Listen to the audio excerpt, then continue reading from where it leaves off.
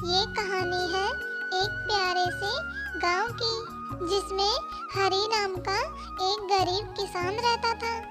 हरी के परिवार में उसकी पत्नी मीनू और प्यारी सी बेटी थी, जिसका नाम पूजा था। हरी एक बहुत ही गरीब किसान था। हरी के पास एक छोटा सा खेत था, जिसमें वो खेती करके अपने परिवार का पेट पालता था। हरी गरीब जरूर था, लेकिन वह बहुत ही दयालु और सज्जन व्यक्ति था।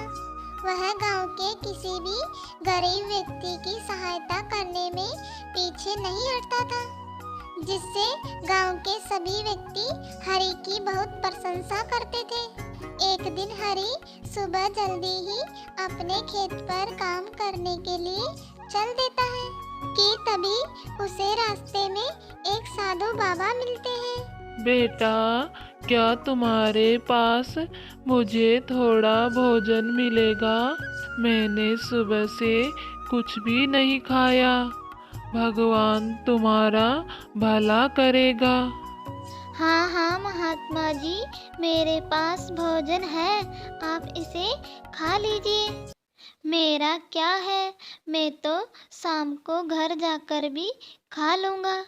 बच्चा, तुम बहुत ही नेकदिल और सच्चे व्यक्ति हो, इसलिए मैं तुमसे बहुत प्रसन्न हूँ। और हाँ, मैं तो तुम्हारी परीक्षा ले रहा था। महात्मा जी, आप कौन हैं? मुझे दर्शन दीजिए। और फिर महात्मा जी अपने असली रूप में आ जाते हैं। हे भगवान, ये कैसा चमत्कार है! ये तो साक्षात प्रभु श्री राम जी हैं। जय हो प्रभु श्री राम जी की। हे राम जी, मैंने पिछले जन्म में कोई पुण्य का काम किया होगा, जो इस जन्म में आपने मुझ जैसे गरीब को दर्शन दिए। हरी, तुम एक बहुत ही गरीब किसान हो, लेकिन फिर भी तुम हमेशा गरीब और बेसहारा लोगों की मदद करते हो, इसलिए मैं तुमसे बहुत प्रसन्न हूँ। बोलो हरी, तुम्हें क्या चाहिए? हे भगवान, मैंने आपके दर्शन किए, यही बहुत है मेरे लिए। लेकिन हरी, मैं तुम्हें कुछ देना चाहता हूँ। ये लो एक जादुई चक्की, इससे तुम जो भी मांगोगे वो तुम्हें मिल जाएगा। अब तुम इससे हमेशा गरीब और बेसहारा लोगों की मदद करना।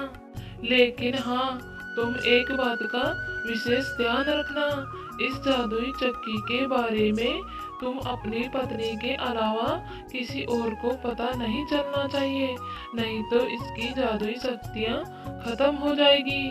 ठीक है राम जी, मैं ऐसा ही करूँगा। हे राम जी, मैं आपको कोटि कोटि प्रणाम करता हूँ। इसके बाद हरी जादुई चक्की को लेकर अपने घर चला जाता है और घर आकर अपने परिवार को अपने साथ घटी सारी घटना के बारे में बता देता है। यह सब सुनकर हरी की पत्नी मीनू और उसकी बेटी बहुत खुश हो जाती है और श्री राम जी का धन्यवाद करती है। अब हरी जादुई चक्की से जो भी मांगता तो वो उन्हें तुरंत मिल जाता था। अब हरी एक धनवान व्यक्ति बन गया था। उसके पास किसी भी बात की कोई कमी नहीं थी। वह पहले की तरह गरीब और बेसहारा लोगों की मदद करने लगा। इसके बाद हरी अपने परिवार के साथ हंसी खुशी जिंदगी बिताने लगा।